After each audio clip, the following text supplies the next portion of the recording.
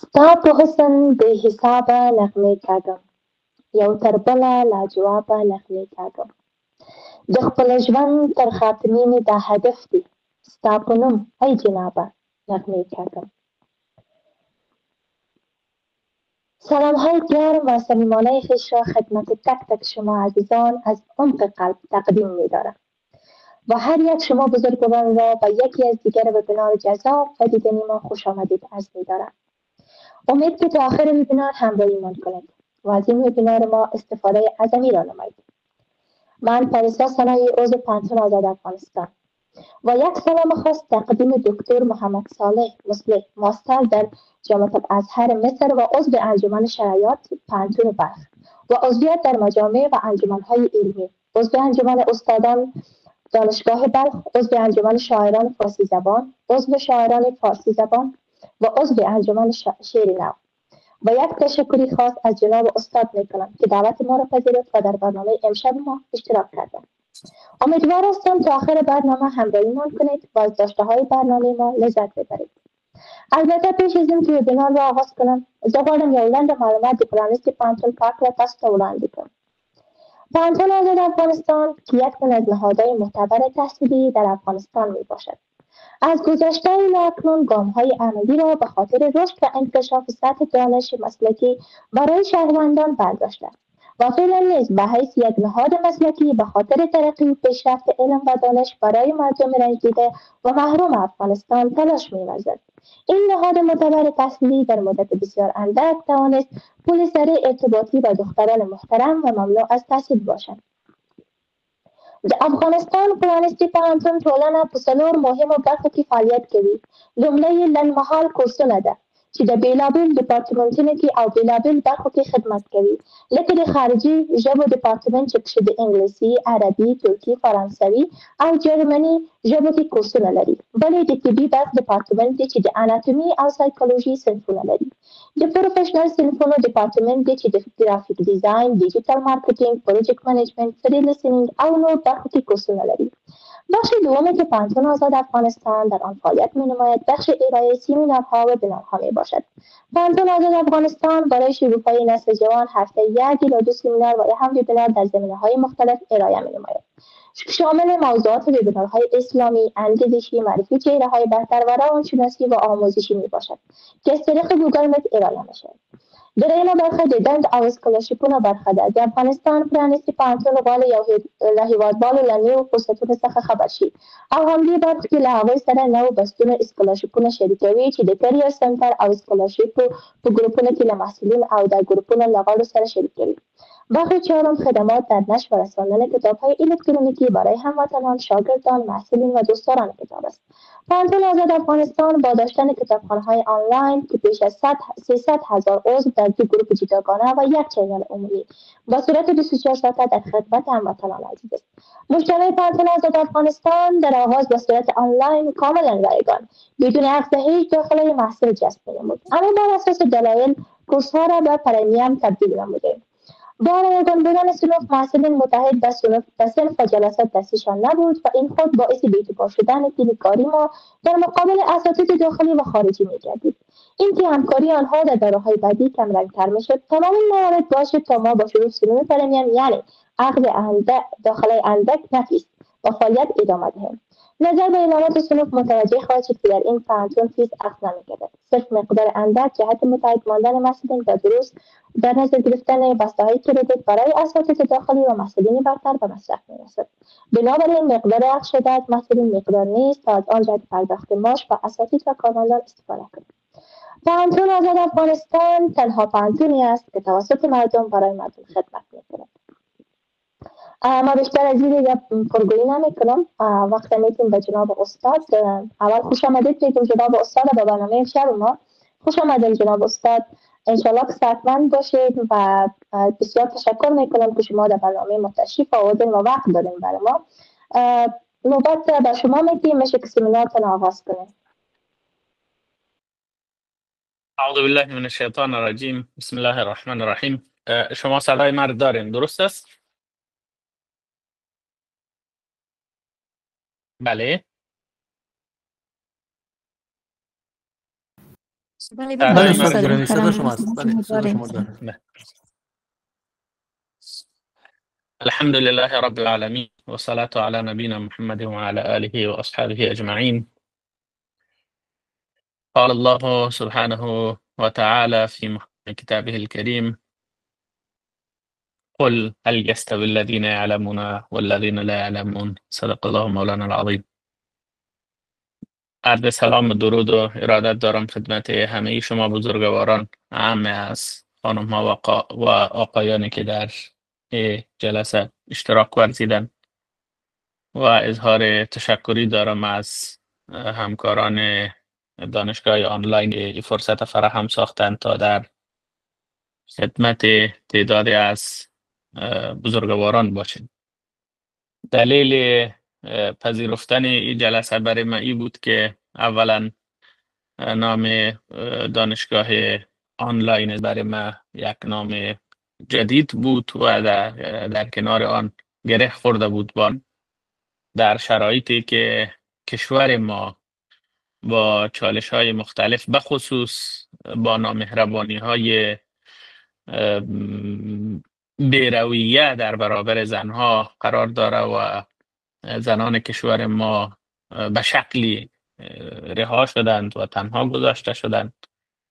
این دانشگاه میتونه یک اقدام نیک و قابل ستایش باشه برای دور هم جمع شدن خانم ها و در عین زمان با مطروفیت ها و درگیری هایی که داشتم، چون صحبت در این زمان و فرصت برای خانم ها بود، فعالیت پانتون آزاد افغانستان ممانعت زنان از تحصیل است که بیشتر تمرکز کاریش هم بالای خانم هاست که فرصت برشان فراهم شده و اینا تانستن در دانشگاه مشارکت کنند و به ادامه تحصیل بپردازند که یک کار بسیار ارزنده و مهم است.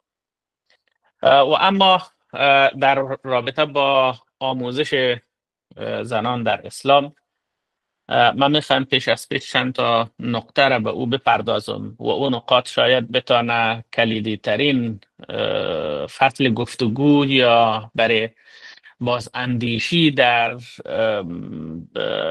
فرصتی که داریم برای مواقع شد. و من علاقمند هستم که در حدود 20 دقیقه یا نیم ساعت صحبت کنم و اگر اشتراک کننده ها پرسشی داشته باشند به او بپردازیم و بیشتر بحث را از حالت یک جانبه ببریم به سمت دو جانبه. و دلیل اصلی هم است که تا زمان ما در حوزه باورهای دینی ما و آموزهای دینی به صورت گفتمانی وارد نشیم، بس به شکل منبری و یک جانبه که یک کسی بیاید و آموزه های دینی را به عنوان یک اعلامیه به قرائت بگیره و دیگران شنونده باشند و همه به او سخنان ایمان بیارن و در برابرش هیچ گونه پرسش را مطرح نسازن. این نه بحث علمی است و نه یک گفتگوی جهان مدرن ما. در دنیای مدرن فصل گفتگو یا فصل عمل متفاوت از آن چیزی است که در دوره سنت یا پدرسالاری به او تأکید میشد و یک نفر صحبت‌هایی را میکرد و دیگرها به عنوان شنونده یا پیرو گوش میکردند و بعد در مطابقت با او حرکت صورت میگرفت. و نقطه دوم ای که پس از حاکمیت امارت اسلامی طالبان بر افغانستان برای بار دوم، چون در دور اول سند و مدرکی از مبانی فکری و اندیشه‌ای طالبان در اختیار مردم قرار نداشت و به صورت عمده حتی در گفتگوهای صلح و در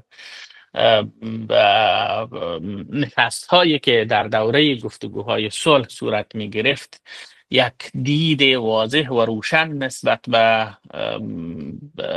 سیاست گذاری طالبان در حوزه حکومتداری در میان چه مخالفان طالبان و چه مردم عام و چه اهل فرهنگ و قلم و دانش وجود نداشت. وقتی کسی میخواست که درباره موضوعی در قبال اندیشه طالبان صحبت کنه، از او اگر پرسیده میشد که بر مبنای چه چیزی این سخن را بر زبان آورده، او مستندی یا مرجعی نداشت که به او ارجاع میداد. اگرچه برخی از آثار از میان اعضای طالبان در همو زمانم در جامعه وجود داشت، ولی کمتر شناخته شده و کمتر مورد توجه قرار گرفته بود.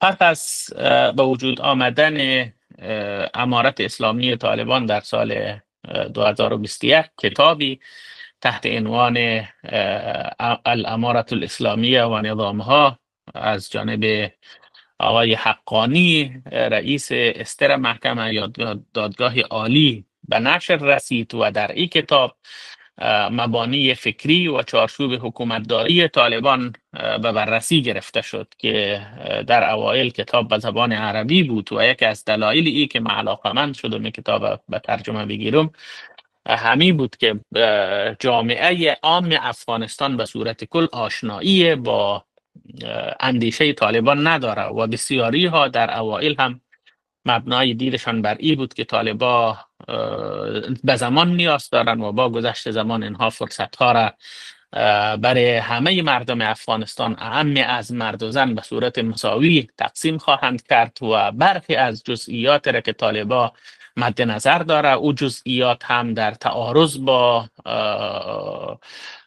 خواسته های مردم افغانستان نیست. ما میتونیم هم با آرمان هایی که طالبا فکر میکنن با او و هم با زندگی موجود و جامعه مدرن کنار بیاییم و یک زندگی به دور از کشت و خون و خشونت بر خود ما رقم بزنیم و در کنار جامعه جهانی به عنوان یک جامعه مسئول زندگی کنیم. و کتاب امارت اسلامی افغانستان متاسفانه یک چنین چیز را در خودش نداشت و به دلیل از این که شاید بتانم زودتر جامعه را در جریان وضعیت موجود قرار بدم تمامی کارهای خود کنار گذاشتم و به ترجمه کتاب پرداختم. امیدوار هستم از شما که شما برای اعضای محترم گروه این کتاب را فایل پی دی افش را شریک بسازین و اگر تا کنون شریک ساخته نشده من حتما فایلش در اختیار شما قرار میتونم که برای همه شریک بسازین به دلیل ای که ما درباره هر راهی و هر فکر و اندیشه وقتی میخوایم صحبت کنیم باید مستندات او را به بحث و بررسی بگیریم. و از جانب دیگر ترجمه صرف کتاب نمیتونست او چیزی را که من فکر میکردم برآورده بسازه. به این دلیل با توجه به فرصت کوتاهی که در اختیار داشتیم هم به نقد کتاب پرداختیم. علاوه بر این که کتاب ترجمه شد در پاورقی کتاب به نقد هم پرداخته شده، اما این نقد اما چیزی است که چارچوبی است که من امروز میخوام بیشتر در مورد این صحبت کنم.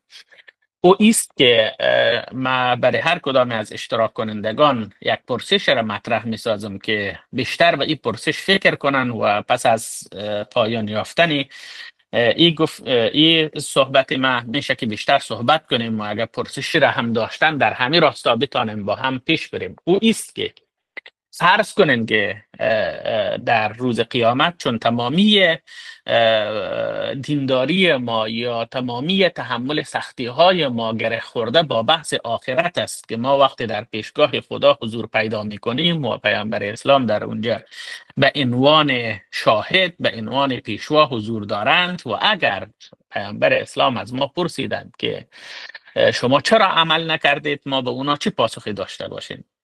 این پاسخ است که نشان دهنده تکلیف ماست که شما چرا عمل نکردید و اگر پرسش را تغییر بدیم که پرسیده شود که شما چرا عمل کردید باز او زمان چه پاسخ خواهد داشتین.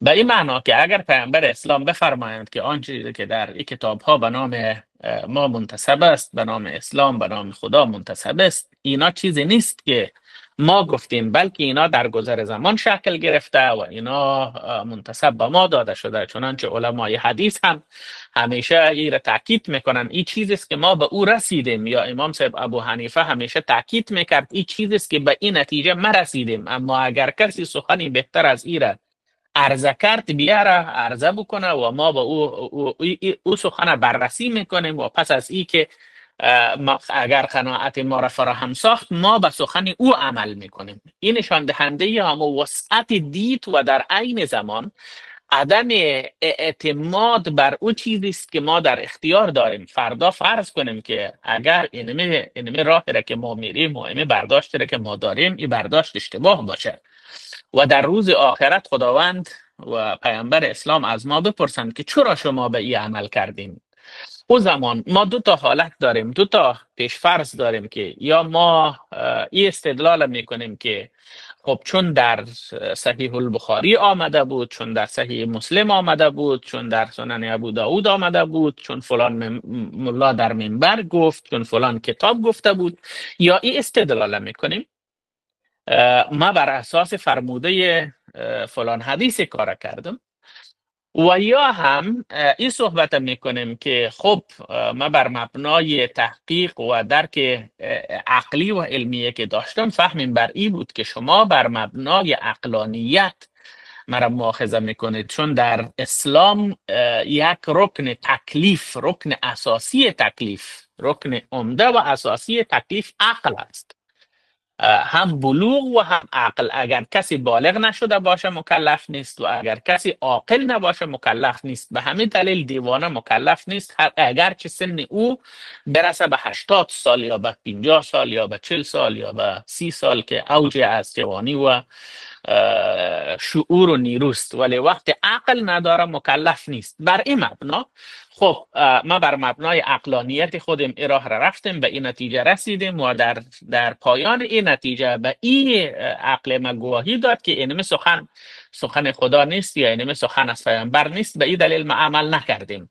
حالا یک کسی صحبت کرد که چون در فلان کتاب آمده بود و کسی دیگه صحبت کرد که چون بر مبنای اونم تکلیف دینی و شرعی که داشتم ما فکر کردم و بر مبنای استدلال عقلی به این نتیجه رسیدم که قابل عمل نیست. حالا در پیشگاه محکمه کدام از این قابل مؤاخذه است؟ این پرسش بسیار زیاد عمده و اساسی است و باید ما به این بیشتر فکر کنیم. بیشتر فکر کردن ما یا تأکید ما بر بیشتر فکر کردن متمرکز بر است که نتیجه ای پرسش میتونه تعیین کننده در زندگی فردی و زندگی اجتماعی ما باشه. زندگی فردی ما ای که ما چگونه در جامعه فعال باشیم، با دیگران چگونه برخورد کنیم، و زندگی اجتماعی ما است که جامعه را چگونه بتانیم مدیریت و رهبری کنیم. اگر در یک نقطه، در یک فصلی از مدیریت و رهبری جامعه قرار میگیریم چی کاری را انجام بدیم و محصول او دیدگاه حالت موجودی است که ما داریم و همچنین حالتی است که کشورهای دیگه برای خودشان دارند و برخی از کشورهایی که به توسعه و پیشرفت رسیدن. از این حیث بسیار زیاد مهم است، مخصوصا برای زنان افغانستان، به دلیل از اینکه زنان افغانستان به چند تا مشکل، هم مشکل اما طبقه‌ای مواجه هستند. خود زنهای افغانستان به عنوان زن همیشه از کودکی، از تولد تا بزرگ شدن و پیش آمدن برشان چنین تلقین شده که شما زن هستین و زن باید پشت سر مرد باشه، کنار مرد یا پیش روی مرد نباید باشه. همیشه هم ما در زبان ها هم جاری ساختیم که پشت هر مرد موفق دست یک زن است، یعنی پشت سر باید باشه. این ریشه در قرائت تاریخی و نگاه تاریخی ما که ناشی از نگاه پدرسالارانه است آمده. از این حیث زنها اولا اعتماد به نفسی که باید در تناسب با مردها داشته باشند در جامعه ما ندارند، چون فهمشان بر است که زن یعنی بعد از مرد. دومی که قرائت دینی که در جامعه ما وجود داره قرائت مرد محور است. قرائتی است که چه در تقسیم سهم میراث، چه در مباحث حقوقی در پیشگاه محکمه دو زن با یک مرد حساب میشه و چه در تصمیم گیری هایی که در جامعه وجود داره. جامعه به صورت سنتی زن را در ردیف بعد از مرد قرار داده. از این حیث زنان عمدتاً در باب فکر کردن و اندیشیدن پیرو مردها بوده. یک استقلال فکری یک تحلیل یا یک گفتمان در میان زنان شکل نگرفته که زنها فکر کنند ما میتونیم خود ما فکر کنیم و خود ما زندگی کنیم و مردها نه به عنوان امام و پیشوا بلکه به عنوان شریک زندگی ما در کنار مرد باشیم، زن و مرد در کنار هم باشن، نه که یکی از پی دیگری. از این حیث جامعه افغانستان ما بیشتر به این موضوع نیازمند است، مخصوصا جامعه زنان ما، و مقدمه راه نیازمند آموزش زنان است، نیازمند تحصیل زنان است، نیازمند باسواد شدن زن هاست. باسواد شدن زن ها میتونه هم یک فرصت باشه و میتونه هم یک تهدید باشه. فرصت از حیث ای که وقت اقبال لاهوری میای از انگلستان برمیگرده، دوباره میره به هند شرقی که در او زمان به پاکستان و بنگلادش و هندوستان تقسیم نشده بود و بعدها این تقسیم بندی صورت گرفت. اقبالم آمد باز به سمت پاکستان. او بسیار به صورت جدی اقبال میگه تا زمانی که نیمی از جهان اسلام وارد فعالیت نشده و در زندگی مشارکت نکرده، جهان اسلام توسعه نمیتونه پیدا کنه، نمیتونه رشد کنه. و در کشورهای توسعه یافته به صورت عموم امروزه تجربه نشان داده خانواده های به لحاظ اقتصادی تانستن رشد کنن و اینا تانستن دغدغه فکریشان لقمه نباشه که در این خانواده زن و مرد فعالن، زن و مرد در جامعه کار میکنن و برای زندگی تلاش میکنن. اگر یک خانواده 2 فرزند داره یا 3 فرزند داره، مادر و پدر کار میکنه، او میتونه ضرورت های فرزندش بسیار به صورت نرمال تامین کنه. ولی اگر 1 نفر کار میکنه و 5 نفر دیگر مصرف میکنن، یک چنین چیزی کاملا خانواده را به چالش میکشه و او خانواده نمیتونه یک خانواده به لحاظ نیازمندی ها موفق باشه و ضرورت های خودش تامین کنه. پس برای پیشرفت یک خانواده، برای برآورده ساختن ضرورت های یک خانواده، مقدمش تحصیل خانواده است. این از حیث اقتصادی است. و از لحاظ فرهنگی وقتی یک مادر به تحصیلات میپردازه، یک مادر میتونه 5 تا 6 تا فرزند داره که به دنیا میاره، 2 تا 3 تا فرزند داره که به دنیا میاره. این مادر میتونه این فرزندها را با سواد تربیت کنه. یک مادری که سواد نداره، دانش نداره، او نسبت به یک مادر با سواد نمیتونه یک مادر موفق باشه، چون مادر با سواد میتونه بهتر رسیدگی کنه، وظایف خانه را بررسی کنه. از این حیث طالبا آمدن، چون فشار به صورت بسیار زیادی از قبل هم بالای طالبا وجود داشت و این اندیشه همیشه در جامعه هم دهان به دهان میشد که آیا طالبا اجازه میتن که زنها به ادامه تحصیل بپردازن یا نه. در اوائل نماینده ها هم کاملا میگفتن که ما مشکل نداریم، مثل که آقای استانکزی تا به اکنون هم به همین نظر هست، ولی به صورت کل منزوی ساخته شد، چون تفکر کلان در سطح حاکمیت طالبا به این سمت نبود و بر مبنای حتما و قطعا مشوره رهبر طالبا که کتاب نوشته شده و از نظر رهبر طالبا گذشته، در این کتاب آقای حقانی تلاش کرده و چیزی که وجود داشته او است که اسلام با آموزش مخالفت نداره. این را آقای حقانی بسیار سریع و دقیق میگه، منتها آقای حقانی میایه بعد قیود را وضع میکنه، شرایط را وضع میکنه که این شرایط مثل این میمانه که ما بسیار یک چیز بسیار معروف است که شما اگر بخواین جنس خود برای همسایتان به قرض نتین، برای از او بهانه ای را میتراشین که او بهتر است که نبره جنس شما را. وقتی به خانه شما میایه برای قرض گرفتن بیل کلنگی، برای ضرورتی که شما یک چیز برای او قرض بتین و شما برای از او چنان بهانه میتراشین که او بهتر است که امور نبره، خوب است از این که ببره. و شرایط را هم که آقای حقانی میگذاره، این شرایط طوری است که زنها را کلا منزوی میسازه. میگه خب باشه ما قبول داریم آقای حقانی که تعلیم زن حق زن است. در آیات قرآنی است که قل هل یستوی الذین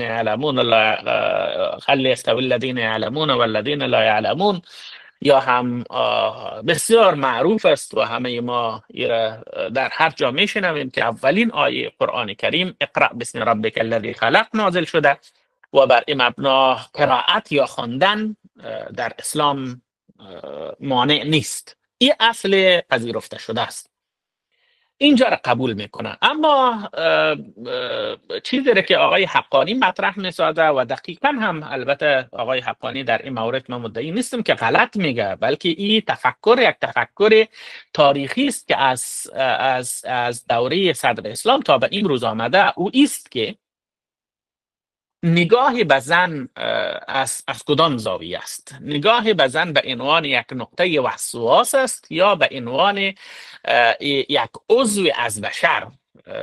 چون این تفکر حتی در افلاطون هم بوده که افلاطون علاقه نداشته که ازدواجایی را که مرسوم است ازدواجا صورت بگیره. افلاطون میگفته که زنها به عنوان نقطه برای تولید مثل استفاده شوند. مردها نباید برای زنها دل بتن به دلیل از اینکه زنها به لحاظ عقلانیت از مردها پایین ترند و نباید یک مرد قدر گرویده یک زن شود. و این تفکر به صورت کلان در نگاه فیلسوفان جهان وجود داشته و بدون هیچ تردیدی این وارد جهان اسلام هم شده و در میان متفکران مسلمان هم این دیدگاه وجود داشته. دیدگاهی که زن میتونه همچون مرد باشه، این برمیگرده به یک قرن یا 2 قرن اخیر که انقلاب های صورت گرفت در اروپا، عصر روشنگری آمد و زنها برای احقاق حق خودشان مبارزه کردند و اینا تلاش کردند که حقوقشان به دست بیارن. نگاه بر است که زن نقطه تحریک است. همیشه این توجیهگر محدود ساختن زنها مطرح شده. از این حیث آقای حقانی بر مبنای استدلالی که در کتاب‌های دینی آمده و در این کتاب درج شده استدلال میکنه که خب در روایات هم در کتاب‌های حدیثی من به همین دلیل پرسش مطرح کردم این روایت آمده و بسیار صریح هم آمده که لن یفلح قوم ولو امرهم امرأه، اگر زنی سرنوشت ملت را بگیره و ملت به رستگاری نمیرسه. یا همچنین زنها به شکل در چهره شیطان در تحریک کردن هستند، یا نباید یک زن با یک مرد خلوت کنه و چون این خلوت حرام است چون فرد سوم قطعا شیطان است. و همه قسم استدلال بر ای که فتنه و فساد بیشتر شده، چنانچه نقل را از عایشه صدیقه در این کتاب ذکر میکنه که عایشه صدیقه میفرمایند که اگر رسول خدا زنده می بود قطعا اجازه نمیداد که زنها حتی به نماز جماعت هم بیرون شوند. و همه قسم در نقل میکنه بر حدیثی که بهترین نماز زن است که از مسجد کرده در صحن خانهش و از صحن خانه کرده در خانه و از خانه کرده در پس خانه نماز بخونه.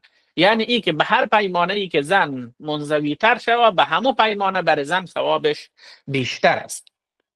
این از یک حیث که زن باید محدودیت خلق شود برش به دلیل از این که موجب فتنه در جامعه میشه. خب پرسشی که مطرح میشه و آقای حقانی میخواد او را تلاش میکنه جواب بگیره او است که خب اگر زن به این شکل محدود شود پس چطور آموزش را فرا بگیره؟ آقای حقانی میگه اولا آموزش علوم معاصر و مدرن بر زن نه تنها جواز نداره که ممنوع هم هست. در اسلام زن باید به عنوان مادر فعالیت کنه. زن به عنوان مادر فعال باشه، در خانه باشه و زن محل ثباتش خانه است، باید در خانه باشه.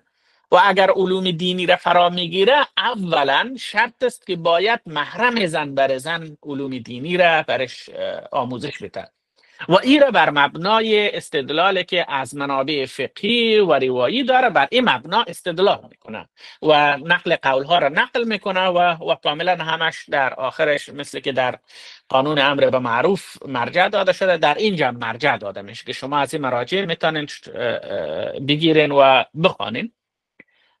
زن باید محرمش برش تدریس کنه. و اگر محرمی وجود نداشت در او صورتی است که تقریبا 10 شرط دیگر را برای بیرون شدن زن از خانه وضع میکنه که این شرایطی تو نیست که آقای حقانی را از شکم خودش در اینجا درس کرده باشه. این در کتاب های فقهی در طول تاریخ شکل گرفته و ما وقتی صحبت میکنیم از فقه حنفی، پیرو مذهب حنفی نزدیک به 1 میلیارد شاید انسان در روی زمین باشه و دلیل از اینکه بزرگترین مذهب فقهی است در جهان اسلام و هر کدام اینها در هر جامعه تجربه خاص خودشان داشتن و کتابی که نوشتن. حالا از مجموعه کتاب ها کتاب امارت اسلامی افغانستان و حکومتش نوشته شده. از این حیث تمامی شرایط از کتاب های دیگه جمع آوری شده. آمده که زن باید لباس چسب نپوشه، لباسش نازک نباشه، باید اندامش از بیرون دیده نشوه، لباس از سر تا پا را بگیره و صرف برای دیدن خب آیا روی پوشانده شوه یا نه. خب اونا کاملا شما در قانون امر به معروف هم دیدین که روی بر مبنای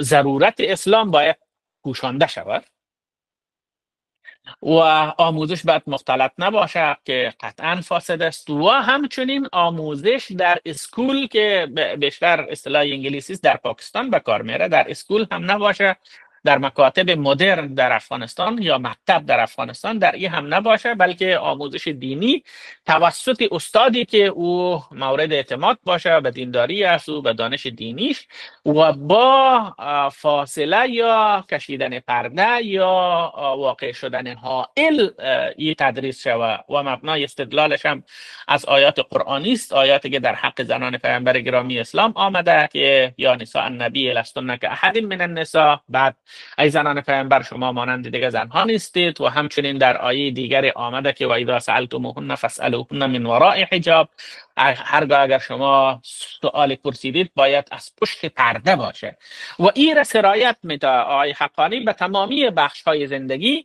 که اگر از زنان چیز پرسیده میشه باید از پشت پرده پرسیده شود و اگر تدریس هم میشه باید با فاصله یا با واقع شدن حجاب یا پرده بین تدریس کننده و تدریس شونده این تدریس صورت بگیره و او هم با الفاظ در حوزه علوم اسلامی و با الفاظی که نشان دهنده گرمی رابطه بین گوینده و شنونده نباشه. از این جهت آقای حقانی وقتی این شرایط وضع میکنه، این شرایط صحنه را برای خانم ها بسیار زیق میسازه به دلیل از این که خب جواز هم که تا صنف ششم برای دخترها داده شده، چون باورشان بر است که دختری که وارد صنف ششم میشه این کمتر به این موضوعات مبتلا است یا بحث مسائل جنسی و تحریک در اینا کمتر است و حتی در مواردی هم تذکر داده شده برای برخی از مدیران مکاتب که اگر دختری در صنف ششم او استعداد جنسیش رشد پیدا کرده، شما او را دیگه مانع شوین که به صنف یا به مکتب نیاید. به این دلیل این وضعیت پیش آمده و ما با این وضعیت مواجه هستیم. اکنون همون پرسشی که اول مطرح ساختم همون مطرح میشه که آیا این دیدگاه هایی که در طول تاریخ شکل گرفته و این آیاتی که در قرآن آمده این همون چیزی است که خدا میخواد یا برداشتی است که در گذر زمان شکل میگیره و من نقدی که در این کتاب انجام دادیم و است که این آیات بیشتر اختصاص به زنان پیامبر داره، اختصاص به ما نداره. بیره ترجیح میتونم که در صورتی که کسی پرسش داشته باشه باز بتانم من در جریان پرسش اونا مطرح بسازم و به گفتگو بپردازم. من امیدوار هستم که تانسته باشم تا این حد یک دیدی از وضعیت در چارچوب کتاب امارت اسلامی افغانستان برای شنونده ها و اعضای محترم ارائه کرده باشم.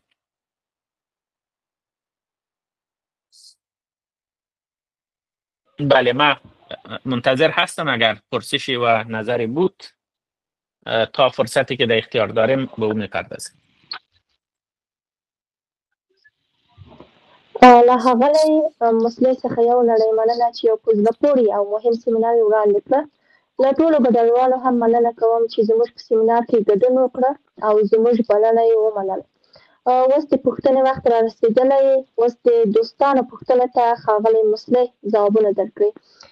دوستای عزیز که سوال دارن دوستای خود را بالا کنن تا سوالاتشان گرفته شود. نیلا ابراهیمی اکبری، اگر نامشان اشتباه نگرفته باشم. دوستان عزیز میشه که مایکشان رو باز کنید. سلام خدمت همه و استاد عزیز. سوال می بود که ریشه ها رو خیلی واضح گفتین و دیدگاه ها رو هم گفتین که از کجا آغاز شده، اما ایر نپرداختین که راه حل چیه. یعنی به همین شرایط کنونی که ما در او قرار گرفتیم راه حل چیه؟ باید چه کار کنیم؟ چی وسیله یا چی سلاحی ما داریم که بتونیم توسط استفاده از او، از این بنبست که وجود آمده بیرون شیم؟ ایره میخواستم از استاد بپرسم. بله. خب اگر یک مجموعه از پرسش ها رو بگیریم که من بتانم به همه بپردازم، اگر یک به یک پیش ببریم، فکر میکنم که کسای دیگه هم اگر پرسشی داشته باشند یا نه، تنها همین پرسشی است که من به این بپردازم. درسته جناب استاد. دوستای دیگه ما همچنان سوال دارن. بانو زهره فروتن، اگر اشتباه نکرده باشم. دوستای عزیز میشه مایکشان رو باز کنید.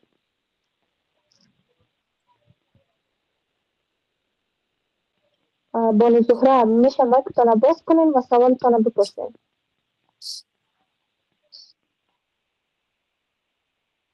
فکر میکنم بانو زهره مشکل اینترنتی داره. از آقای ابراهیم خیل میشه که همکارای بخش تکنیک مایکشان رو باز کنن. بفرمایین آقای ابراهیم خیل.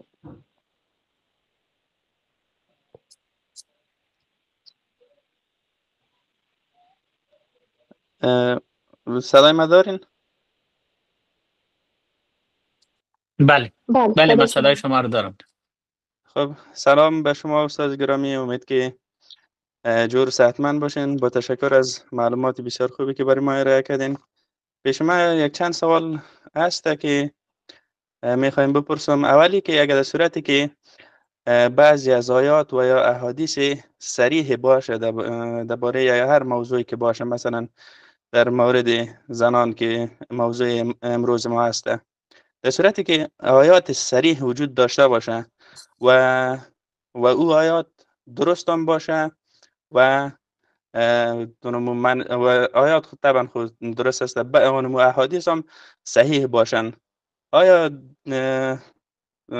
دیگه کدام جای دیگه میمانه که برای ما جای باشه که از عقل دیگه استفاده بکنیم یا خیر؟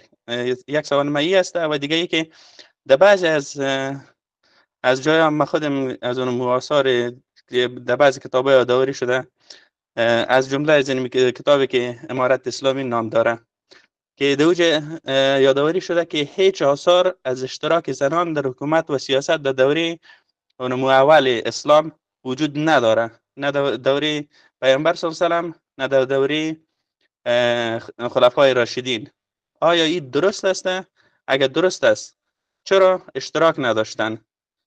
آیا اسلام در سیاست و در حکومتداری به زنان اجازه نمیده و یا این یک جمله اشتباه و یا کاملا بدور از حقیقت است؟ تشکر. اینمی چند سوال داشتم. تشکر. دو سوال شما رو من گرفتم. دوست دیگه پرسش ندارن که بپردازیم؟ نه خیر جناب استاد، شما میشه کاملا خب پاسخ بدین. راه حل چیست که خانم اکبری پرسیدند؟ راه حل بسیار بسیار سخت است که کسی بتانه یک فرمول دقیق و روشن را بتانه ارائه کنه که او به سادگی جوابگو باشه. ما برای پیدا کردن راه حل چند تا گزینه داریم. یک گزینه کشورهایی است که این مرحله را پشت سر گذاشتند. ما دوره‌های مختلف تاریخی کشورها را اول باید مطالعه کنیم که شبیه افغانستان کدام کشورهای دیگه در جهان وجود داشته و چه مشکلات را اونا تحمل کردند که به مرحله توسعه یافتگی رسیدن. این یک بحث تاریخیش است، ولی بحث دینی از این بسیار مهمتر و پررنگتر است که آقای ابراهیم خیلی مطرح کردن که با این نکته بیشتر ما میپردازم، چون بحث تاریخیش را بگذاریم برای متخصصین تاریخ که در حوزه تاریخی و اجتماعی مطالعات را انجام دادن و اونا باید ارائه کنن که کدام کشورها همچون افغانستان یک چالش را داشته و چه مراحل را پشت سر گذاشته و چه کارهایی را انجام داده در او زمان و حالا چه کارهایی را ما باید انجام بدیم. و اما در موضوعی که جناب ابراهیم خیل پرسیدن، یک پرسش بسیار اساسی و بنیادی است برای ما به عنوان یک فرد مسلمان که ما در جامعه اسلامی زندگی میکنیم و آرمان ما هم است که ما رضای خدا را به دست بیاریم و در روز آخرت هم در پیشگاه خدا سرفراز باشیم و پیامبر اسلام هم به ما همون پرسش مطرح نکنند که چرا عمل نکردی و اگر یک چنین پرسش مطرح شد ما چه پاسخی برش داشته باشیم. من این پرسش را اینجا میگذارم، در حدود 2 الی 3 دقیقه میخوام از جای دیگه بپردازم که این پرسش بتانه برش راه حل پیدا کنه. پرسش اولی است که چرا خداوند این همه پیامبر را فرستاد؟ مثلا از حضرت آدم شروع، بعد حضرت نوح، بعد حضرت ابراهیم، بعد حضرت موسی و عیسی. اینا چند تا پیامبرایی هستند که ما به صورت عام همگی میدانیم، ولی اغلب 24000 یا 124000 پیامبر مطرح میشه که چرا خداوند این همه پیامبرها را فرستاد. یک پرسش است که این البته دامنه گسترده داره ولی میخوایم که به صورت کوتاه بپردازیم. دوم، چرا خداوند یک حکم یک بار مشروع قرار داد، بار دوم آمد نامشروع دانست، بعد در یک جا او را ممنوع قرار داد، بعد در جای دیگه او را مشروع قرار داد؟ چی چیزی باعث این تغییر احکام شد؟ دلیلش چی بود که یک بار این ممنوع شد بعد دوباره مشروع شد، در یک جا مشروع بود جای دیگه ممنوع شد؟ این پرسش ما را این میرسانه که چرا پیامبر ختم شد، دیگه پیامبری فرستاده نمیشه. دلیل و علت ای که پیامبر گرامی اسلام خاتم الانبیا هستند چی بوده میتونه؟ من برای کسانی که علاقمند هستن ارجاع میتم کتاب، البته اقبال لاهوری بحثای بسیار خوب رو مطرح ساخته در کتاب احیای فکر دینی، ولی او میتونه اگر کسای در مذهب تشیع هستن، امامت و نبوت از مرتضی مطهری و خاتمیت، همه قسم از مرتضی مطهری میتونه یکی از مراجع باشه کمک کنه و از سنی مذهبا میتونن به کتاب اقبال لاهوری احیای فکر دینی مراجعه کنن. این یک تحلیل جالب را ارائه میکنه و این پرسش را هر کدام ما باید از خود ما پرسان کنیم که خب دلیل ای که دیگه پیامبر نمیایه چه هست؟ عمدتاً این دلایل گفته میشه. من این دلایل میخوام برای شما این فرضیه ها را مطرح بسازم، شما خودتان با خودتان فکر کنید بیشتر. اول پرسش ای که دلیل ای که همه پیامبر فرستاده شد، خب 2 تا فرضیه میتونه باشه دیگه. یک فرضیهش ای که خداوند یک پیامبر را میفرسته، بعد متوجه میشه که خب این پیامبر در کارش موفق نبوده. مثلا ما پیامبرایی را داریم که یک امت داشته، باز میگیره پیامبر دیگه میفرسته که با شاید ای بتونه موفق شود. این پرسش محصولش این میشه که پس خداوند علم نداره دیگه. او خالقی که هستی را آفریده، این انسان ها را خلق کرده، او از قبل ظرفیت یک آدم نمیفهمیده، آمده خدای نخواسته یک انتخاب اشتباهی کرده که این شما هم قبول ندارین، ما هم همه اکنون میگیم العیاذ بالله، خدای نخواسته، نعوذ بالله، اینا رو میگیم و این پشتش رها میکنیم. خب اگر این را رها میکنیم چی دلیل دیگه میتونیم ما رها کنیم؟ چی چیز دیگه میتونه منطقی باشه برای ما که خداوند 1,24,000 پیامبر فرستاد و بعد در آخر آمد پیامبری را ختم کرد؟ این پرسشی است که میتونه این پاسخ امروز ما را مطرح بسازه و این پاسخ جناب ابراهیم خیل در او گنجانیده شده یا میتونه نهفته باشه. شما یک تحلیل دیگه رو میتونین به این ارائه کنین و احتمالاً اگر کسان دیگه تحلیل دیگه داشتن میتونن بعد از پاسخ بگن که ما بتونیم باز بحث ببندیم و تمام کنیم، چون فرصت ما به او قدر نمیرسه. او است که بشر در گذر تاریخ ضرورتهایش متفاوت بوده و به سمت تکامل پیش می آمده. در او زمانی که یک ضرورت بوده، خداوند یک پیامبر فرستاده که اونمو ضرورت دمو حدی که بشر رشد کرده در اونمو حد رفت کنه. بعد با گذشت زمان وقت مطالعه تاریخی میکنیم، ادیان را نگاه میکنیم که اسلام کامل ترین دین به همین دلیل شده، چون تناسب با یهودیت و نصرانیت احکام قرآن هم بشری تر است و هم انسانی تر است و هم کامل تر است. از این حیث ما میتونیم بر این نقطه اتکا کنیم که مبنای ضرورت بشر باعث بر این می شده که خداوند متعال برای هر کسی در هر زمان یک پیامبری را مبعوث کنه، چنانچه در قرآن هم تصریح شده ده که ما لکل امت رسول، برای هر امت یک یا ولکل قوم هاد، هر قوم یک هدایتگری را داره. از این حیث این منطق داره برای ما که هر کسی برای خودش یک پیشوایی آمده و پرسش است که خب پس چرا نبوت خاتمه پیدا کرد؟ اینجاست که دو تا دید شیعه و سنی هم شکل میگیره. کسی که علاقه داره به کتاب مطهری و اقبال مراجعه کنه، از مطهری توجیه دید شیعه را میگیره و از اقبال کاملا توجیه دید اهل سنت را. اقبال لاهوری اینجا یک دیدگاه را مطرح میکنه که من میخوام با شما شریک بسازم. میگه که بشر حیثیت کودکی را داره که پیش میآید و ضرورت به راهنما داره و این راهنما تا یک مرحله را در هر زمانی مثل دوره ابتدائیه، دوره متوسطه، دوره لیسه، خب میره دوره دانشگاه، بعد از دانشگاه میره ماستری، دکترا، فوق دکترا دیگه، فوق دکترا به بعد چیزی به نام تحصیلات وجود نداره، به دلیل از اینکه به مرحله تکمیل میرسه و بشر خودش میتونه یا خودش حق میتونه دیگه خودش استاد شود. در اون مرحله لازم نیست که کسی دیگه بیایه و به از یاد بده که تو باید ای تو تصمیم بگیری و این کار انجام بدی. یک آدمی که تا فوق دکترا درس میخوانه، لازمه درسی او است که خودش باید حالا کتاب بنویسه و خودش باید دیگران را آموزش بده. و نمونه ای را هم که ما در قرآن کریم داریم، وقتی قرآن کریم میفرماید کنتم خیر امت اخرجت للناس تأمرون بالمعروف و تنهون عن المنکر، شما الگوی مردم هستید یا شما بهترین مردم هستید، یا و کذالک جعلناکم امتا وسطا. اینجا عبارتی است که ما را به این سمت میکشانه که ما به مرحله از بلوغ فکری رسیدیم و در این مرحله بلوغ فکری اقبال میگه دیگه نیاز به پیامبری نیست، به دلیل از اینکه بشر خودش راه خودش را میره و اینمی عقل جانشین نبوت میشه و چارچوبی را که نبوت طراحی کرده، این چارچوب در کنار عقل پیش میآید. و حالا موضوعی را که او پرسش مطرح میسازه او است که اگر ما نص صریح، نص قطعی و صحیح را داشتیم که نص قرآنی باشه و یا هم سنت صحیح پیامبر گرامی اسلام، ما چه کار کنیم در چنین موردی؟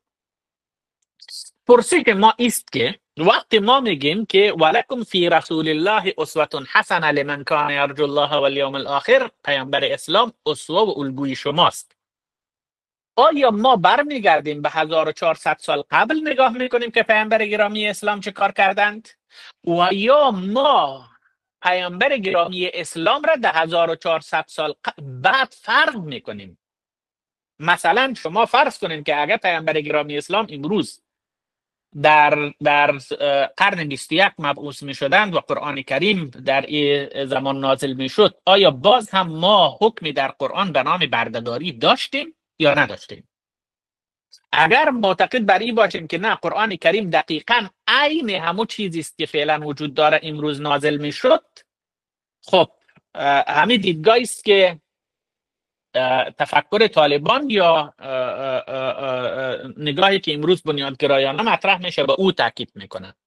ولی او دیده را که اقبال در اونجا مطرح میکنه و ما از او الهام میگیرم و به این باور هستم، من معتقد بر ایستم که اگر پیامبر اسلام امروز میآمدن و امروز صحبت را میکردن، او زمان او چیزی بود که امروز میخواستیم. چرا؟ من پرسش را بازم دارم.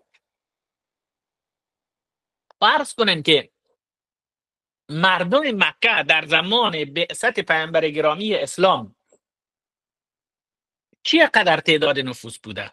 به احتمال بسیار زیاد نفوس مکه مکرمه در او زمان در حدود 20,000 30,000 بسیار که ما تخمین بالا بزنیم. برای اینمی 20,000 30,000 نفر تحریم شراب در 4 مرحله نازل میشه. چرا؟ چون مصلحت اینمی 20,000 30,000 نفر بسیار مهم بوده. به خاطر مصلحت اینمی 20,000 نفر حکم قرآن کریم، خود قرآن کریم در همون زمان که تعداد پیرو همه قدر بود تا 23 سال نازل میشه تا شرایط این مردم را در نظر بگیره، وضعیت این مردم را در نظر بگیره که یک بار مردم به چالش مواجه نشود. اکنون پرسش مطرح میشه که اگر در شرایط موجود مردم به چالش مواجه شدن ما چی کار کنیم؟ دید حاکم یا دید غالب در جهان اسلام است که ما به اسلام عمل نکردیم که به چالش مواجه شدیم. ولی حالا یک باری پرسش برعکس کنیم، اگر ما به 1400 سال قبل برگردیم و دقیقا همه احکامی که در اون زمان بوده امروز ما بیاریم تطبیق کنیم، آیا ما به چالش مواجه نمیشیم؟ ما پرسش نیست که حکومتی را که امروز ما در افغانستان داریم این حکومت بر مبنای آنم آیات و روایات است که ما در دست داریم، یا صحیح یا برخی از این صحیح نیست. آیا در احکام دینی مصلحت مردم معیار است یا احکام دینی معیار است؟ اگر مصلحت مردم معیار است 124,000 پیامبر هم به خاطر مصلحت مردم، چون مردم ضرورت داشته معیار بوده و به همین دلیل مصلحت مردم معیار بوده که در فقه حنفی چیزی به نام علت حکم مطرح میشه. علت حکم چیزی است که موجب تشریع شده. در اصول فقه بحثی است به نام علت حکم. مثلا به خاطر فهم مخاطبان این مثال را میخوایم بزنم، سفر را علت افطار روزه و همچنین قصر نماز دانستند. اگر شخص سفر میکنه این با در گذشته چون خب سختی بوده، سهولت نبوده، شخص سفر میکرد و گرفتار مشکلات میشد، به این خاطر بعد روزش هم میخورد. ولی حالا تمامی سهولت هم در اختیار شخص قرار داره و علما میگن که به خاطر از این که علت حکم سفر است باید روزش بخوره یا میتونه روزش بخوره، برش اجازه است، چون آنما علت حکم وجود داره و زمانی که علت حکم از بین میره، سفر از بین میره، دیگه روزه وجود پیدا میکنه. یعنی علت بر محور حکم بر محور علت میچرخه. حالا هم پرسش ما در است که اونمو حکم صریحه که مطرح میشه، اونمو آیه صریحه که مطرح میشه، ما بررسی کنیم که علت حکم چی بوده. آیا دقیقاً همه علتی که برای زمان پیامبر اسلام وجود داشت همه علت امروز هم وجود داره یا نداره؟ ما نمونه هایش داریم. در زمان خلافت عمر ابن خطاب دزد دستش قطع نکرد، آیه صریح قرآنی است. پرسیدن چرا؟ گفت سال قحطی است و در سال قحطی شخص مجبور میشه که دزدی کنه و دستیر قطع نمیکنه. پرسش ما است که آیا قطع نکردن دزد در سال قحطی در نص صریح قرآن آمده یا در روایات آمده؟ در هیچ کدامش نآمده.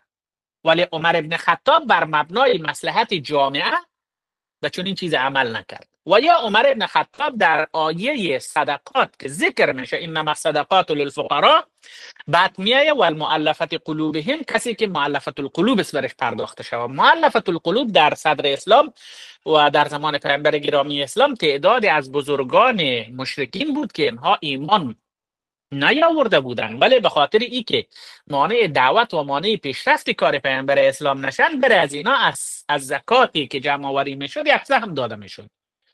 ابوبکر صدیق هم داد، پیامبر گرامی اسلام خودشان میپرداختن. عمر ابن خطاب هم در اوائل خلافت داد، در اواخر خلافت نداد.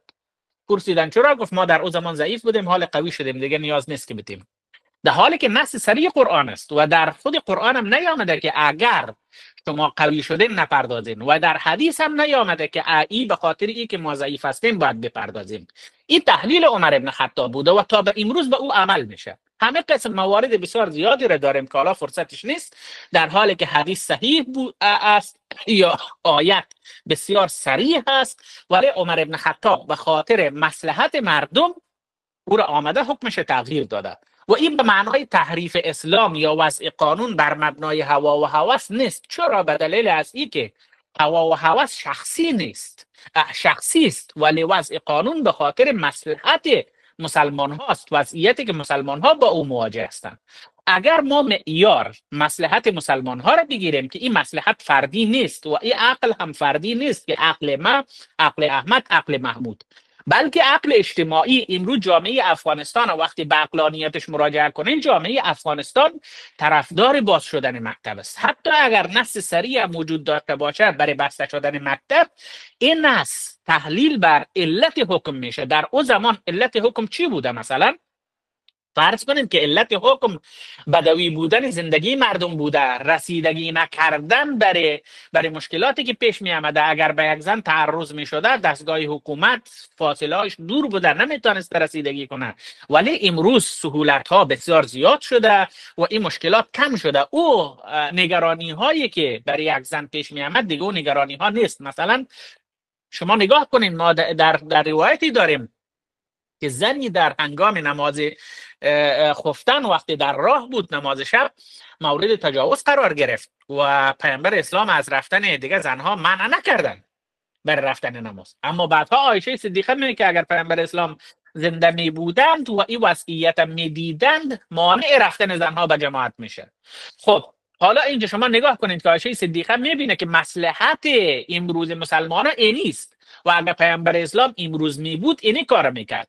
و بر مبنای همین سخن عایشه صدیقه است که آقای حقانی در کتابش استدلال میکنه و فقها میان استدلال میکنن که بر مبنای همین شرایط فتنه است. حالا شما فرض کنید من برعکسش استدلال میکنم که اگر پیامبر اسلام می بودن، نه کاملا همه چیز تغییر میکرد.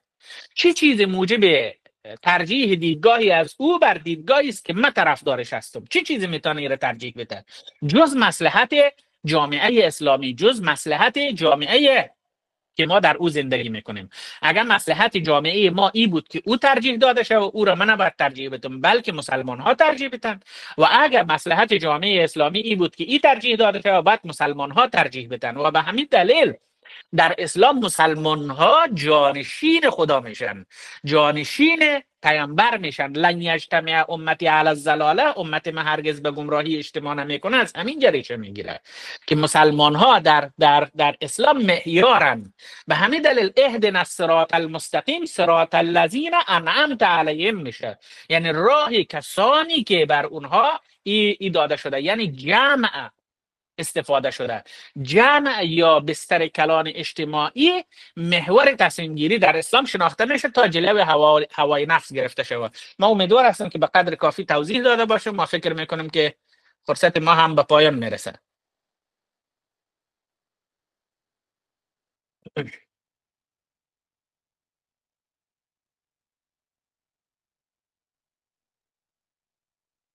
بله.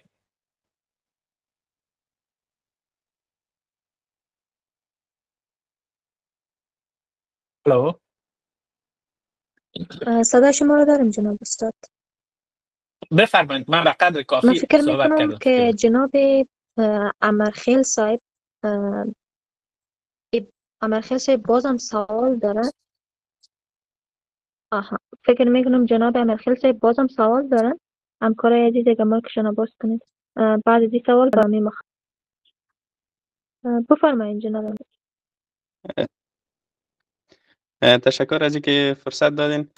خب به خاطر ازی که اونم یک درک پیش ما به وجود آمده، به خاطر ازی که یک تایید کنم که آیا واقعا هدف استاد همچنین بود یا نه.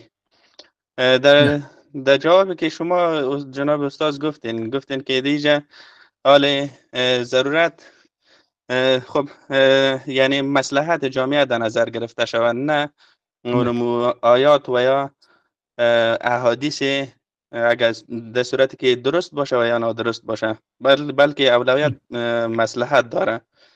و که چند مثال هم دادین که درباره بعضی از احکام یادآوری کردین که اونم قطع دست بود و یا ای که بعضی از حکم ها نظر به حالات فرق میکنه.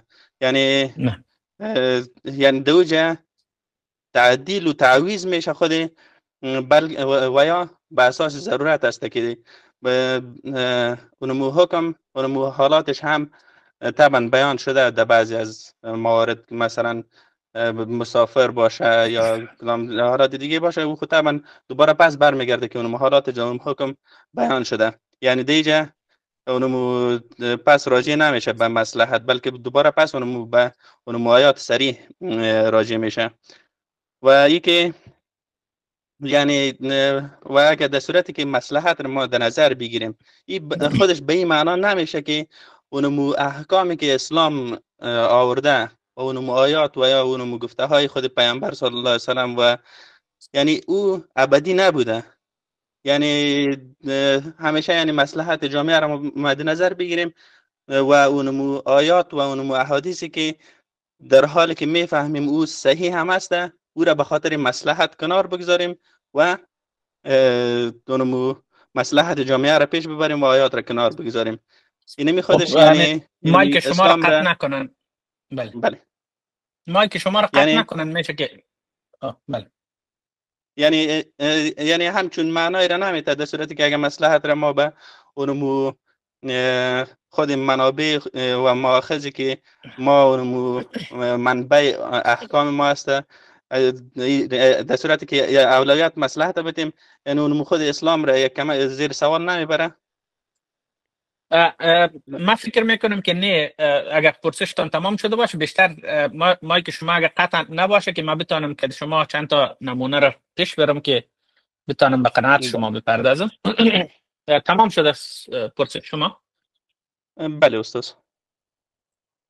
ببینید تمامی ادیان بر مبنای مصلحت پیش آمده، به همین خاطر 120,000 پیامبر فرستاده شده. در غیر از او علم خدا که در مورد خلقت اول و آخر تغییر نکرده دیگه، خدا از اول همه چیز میفهمیده، ولی ای که در هر زمان یک پیامبر فرستاده مبنای از ایره شما من حالا نمیخوام پاسخ بدین، شما برای خود فکر میکنین که چی چیزی میتونه توجیه کننده ای باشه که 124,000 پیامبر فرستاده شده، غیر از مصلحت بشر چیزی دیگه نمیتونه.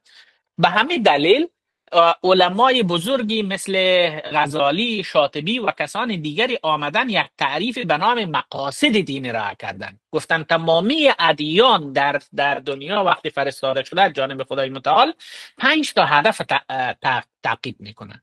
یکیش حفظ جان مردم است، یعنی هر حکمی که در ادیان مطرح میشه او باید تأمین کننده حفظ جان انسان ها باشه. اگر حکمی نازل شود که او جان انسان ها را به خطر مواجه بسازه، او حکم باید کنار گذاشته شود، چرا اولویت جان انسان است. به همین دلیل در اسلام گفته میشه که حتی یک انسان بالاتر از کعبه مکرمه است و حتی خداوند متعال در قرآن کریم بسیار صریح میگه که اگر کسی شما را وادار به این میکنه که از اسلام برگردید و به خدا کافر شوید و قلبه مطمئن بالایمان، اینجا ذکر میکنه که از در دل مسلمان است ولی در زبان کفر جاری میکنه، باز هم به خاطر حفظ جانش بر اجازه است. یعنی مصلحت اینجاست، حفظ جان به عنوان مصلحت اولی مطرح میشه.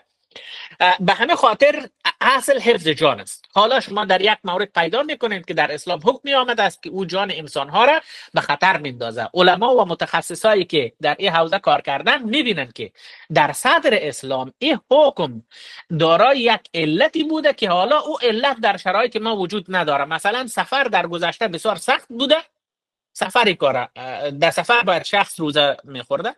حالا فرض کنید شما که یک آدمی متخصص جراحی است و او جراحی مغز و اعصاب، یک آدمی گرفتار تصادفات شده و این ضرورت به جراحی مغز داره. اگر آدمی که در هوای گرمای جلال آباد یا مزار یا هرات در 37 یا 44 درجه روزه بگیره و او در جریان روز، آیا این توان داره که بدون خوردن و نوشیدن یک آدم مرگش نجات بده و او ایره چنان جراحی بکنه که از پیشش خطایی نخوره؟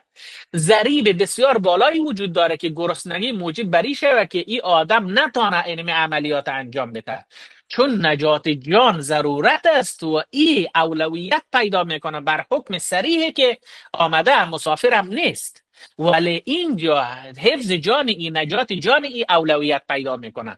به این خاطر اول شرط یا مقصد دین حفظ جان است، بعد از او حفظ دین است. یعنی ادیان آمده کسی را مجبور نمیسازه که به دین باورمند شه و به دین خاصی، بلکه هر کس باید بر اساس اراده خودش دیندار باشه. و اگر حکمی میآید کسی را مجبور میسازه که دین را کنه، او حکم باید کنار گذاشته شود. این مقصد دوم است. مقصد سوم حفظ مال است. مال انسان ها را، هر حکمی که مال انسان ها را تاثیر قرار میده و او را تجویز میده که این مال چور شود، او حکم هم کنار گذاشته میشه. هر مقصد چهارم حفظ آبروی انسان هاست. هر چیزی که حفظ آبروی انسان ها را به خطر مواجه میسازه، اگر حکم سریع هم باشه او کنار گذاشته شود. چرا؟ چون علت حکم، فلسفه نزول این حکم حفظ آبروی انسان است. وقتی یه آبرو را میبره دیگه بعد تو حکم کنار بگذاری، چون او از او علت اصلی خودش بیرون شده. اگرچه ظاهرا نص سریع است و شما کاملا باور دارید که آمده، ولی چون اصل فلسفه اساسی و علت اساسی نزول حکم ای بوده و ای در محل خودش قرار نگرفته، به همین دلیل قرافی ببخشید کسی از فقهای حنبلی، همه اکنون نامش فراموشیم شد، این آدم معتقد است که اگر نص صریح با مصلحت مردم تعارض میکنه، چون هدف اصلی نص تأمین مصلحت مردم است، اینجا نشان میده که درک ما از این نص اشتباه است و ما باید به مصلحت عمل کنیم. و وقتی ما به مصلحت عمل کردیم، هدف نص برآورده شده و اون نص صریح با عمل کردن به این مصلحت مردم مصداقش برآورده شده و او رفع تکلیف از ما میکنه. پس اساس مصلحت است، چون دین به خاطر مصلحت آمده، پیامبرا به خاطر مصلحت مردم آمده و تا به امروز هم دین تلاش میکنه تامین کننده مصلحت مردم باشه. و اگر حکمی در دین باشه که او برای مردم ضرر بزنه، قطعا او حکم کنار گذاشته میشه. و این که ما دوباره یا برمیگردیم میانه به او حکم، بحث فقها بر است که اصلا ما به همون حکم داریم عمل میکنیم، ما ظاهرا فکر میکنیم که از او بیرون شدیم، به دلیل از این که هدف او حکم تامین مصالح مردم است. و زمانی که ما مصالح مردم رو برآورده بسازیم، دقیقاً ما هم حکم هم مصداق حکم هم انجام دادیم، اگرچه ظاهرا فکر میکنیم ما او را انجام ندادیم. بنابراین رفتار را که ما انجام دادیم در مخالفت با او حکم نیست، در مخالفت با نص صریح نیست. خب فکر میکنم که بعد کفایت کنه، اگر یا حداقل تانسته باشه که نسبی قناعت فراهم بسازه، چون در یک جلسه دشوار است که ما به همه چیز بتانیم بپردازیم. بهتر است که به کتاب هایی که در این زمینه نوشته شده به این مراجعه کنیم و همچنین به کسانی که در این حوزه تخصص و دانش دارن از اونا بیشتر پرسان شو به شکل راهنمایی که بتانن چه کتابایی رو بخوانن و به کدام بحثی مراجعه کنین تا بتانن در نهایت برای خود هر کسی یک چشم انداز رو تعیین کنن. خب تشکر جناب استاد، گرچه وقت تمام است، خب ما هم احترام به اون وقت میگذاریم و بحث را ما هم ادامه نمیتم. فقط یعنی اونمو قناعت ما حاصل نشده و یعنی اونمو شما مبنایتان چیست؟ مبنایتان نص است یا مبنایتان مصلحت؟ اگر شما مبنایتان ای باشه که نه من کاری به مصلحت مردم ندارم، گور پدر مردم، من چیزی که در نص آمده به او عمل میکنم، خب معلوم دار نمیشه با این قناعت کنین، به دلیل از این که مبنا فرق میکنه. ولی اگر مبنای شما مصلحت مردم باشه، باز او زمان شما بر مبنای مصلحت مردم پیش میرین. مثلا عمر ابن خطاب وقت دست دزد در سال قحطی قطع نکرد و یا تا به امروز هم برای مؤلفه القلوب سهم پرداخته نمیشه. این نیست ما در یک دوره برگشتیم، امروز هم کسی یک سهم از زکات به مؤلفه القلوب نمیپردازه. اگر در پیشگاه خدا بر از اینا بپرسه، به نظر شما چی پاسخ میگن؟ یا خودتان نمیپردازین، برش چی جواب میگین؟ خب فقط یک صحبت بسیار کوتاه، فقط یک چند جمله میگم. یک چیز است جناب استاد، در حکم و در احکام قرآن و در احادیث و سنت پیامبر صلی الله علیه و هر حکم واضح ذکر است و اونمو مبنای ضرورت هم دو احکام ذکر شده که در کدام وقت حکم جاری نمیشه و یا من شما سوال دارم، حالت فرضیتش میبره. من سوال دارم، شما مبنایش حکم میشه. نه ببینید، من شما مبنایش ضرورت میشه. من شما میپرسم که من شما سوال میکنم که در کجای قرآن آمده که شما در سال قحطی دست دزد قطع نکنین، یا در کدام حدیث آمده شما لطف میکنین؟ در کجا آمده؟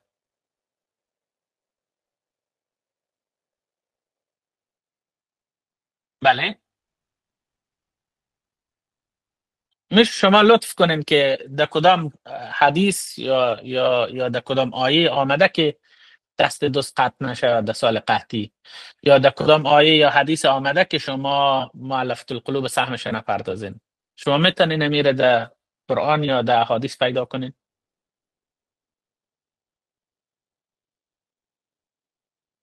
میشنوین جناب امرخیل؟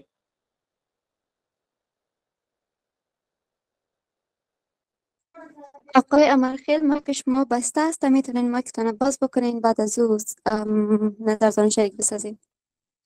درست است. فقط جناب استاد یک چیز است که اونمو من مبنا را ضرورت گفتم که اونمو ضرورت هم در اونمو احکام ذکر است.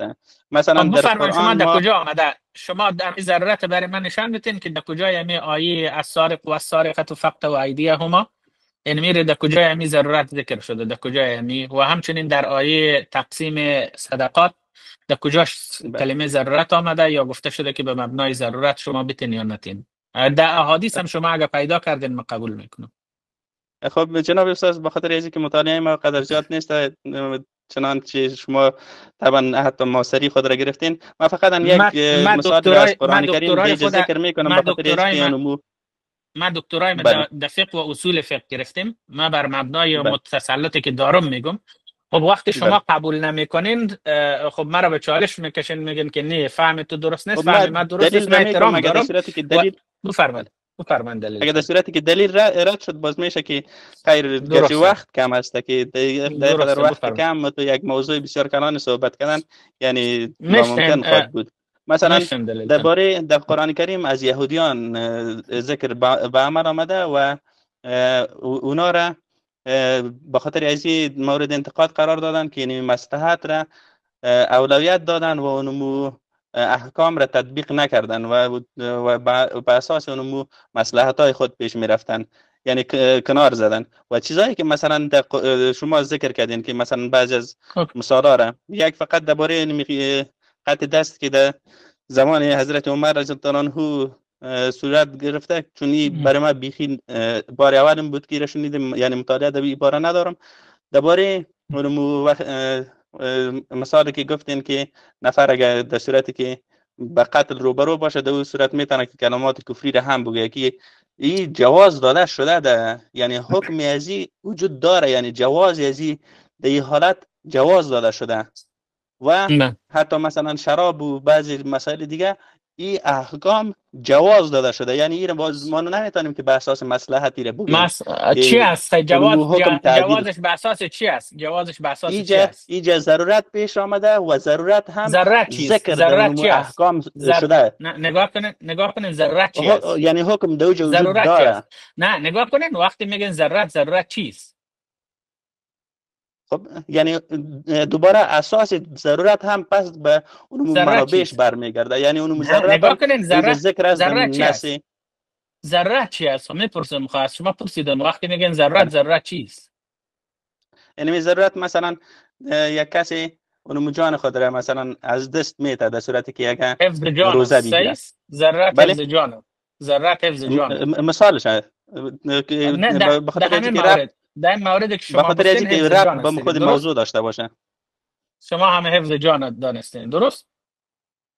خب در هر مسئله فرق میکنه. مثلا اگر در صورتی که همه موردی که شما ذکر کردین، شما هم موارد رو مشخص وجود داره که اگر جان بله آقای ابراهیم خیل ببینید، شما یا نصگرا میشین یا علتگرا.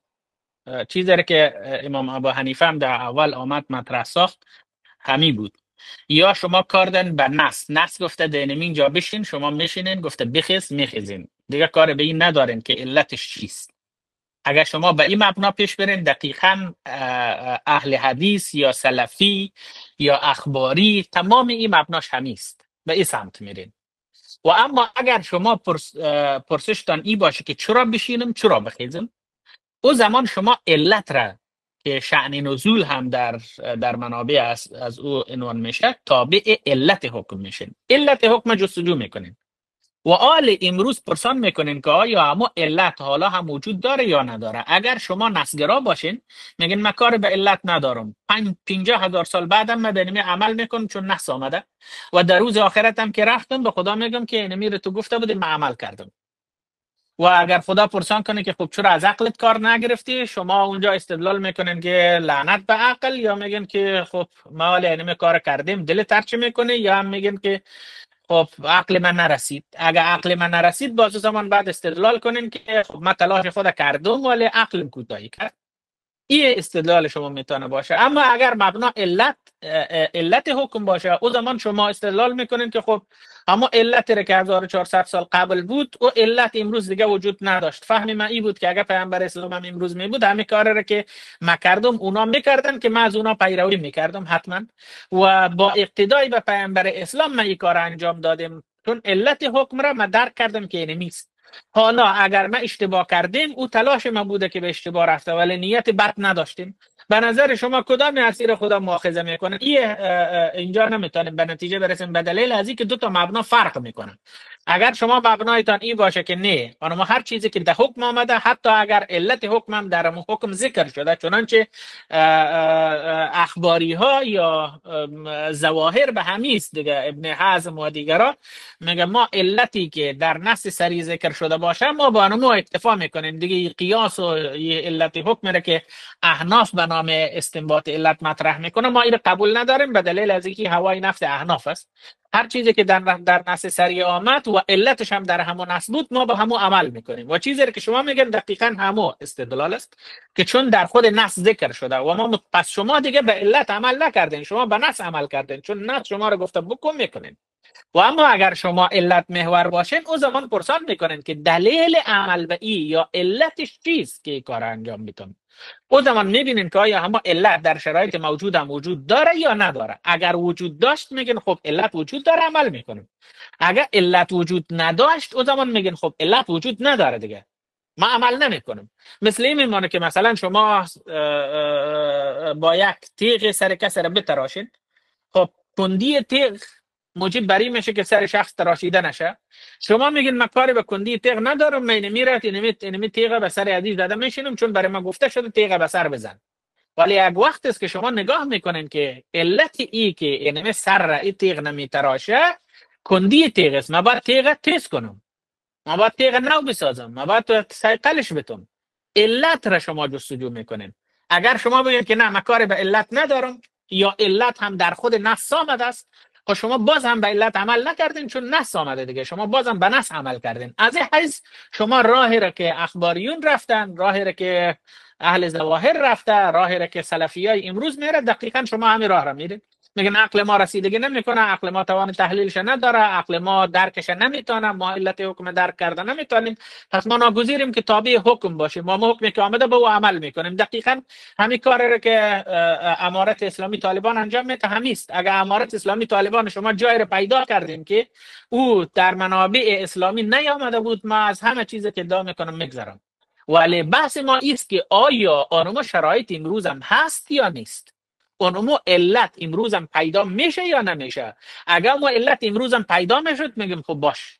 اگر ما علت امروز دیگه وجود نداشت ما میگیم که نه دیگه او علت وجود نداره، چون مبنا مصلحت مردم است. وقتی مصلحت مردم تقاضا میکنه این مصلحت با اون مصلحت فرق میکنه و ما باید علت را جستجو کنیم. اگر ما علت جستجو نکنیم دقیقاً در دام اخباریگری و سلفیگری میفتیم که متاسفانه امروز در جامعه ما بسیار زیاد وجود داره.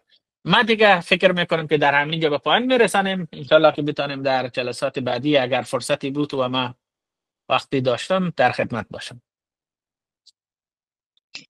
جهان سپاس از جناب مصلح که در برنامه امشب ما شرکت کردند و وقت دادن و یک وبینار بسیار عالی و مفید را ارائه نمودند.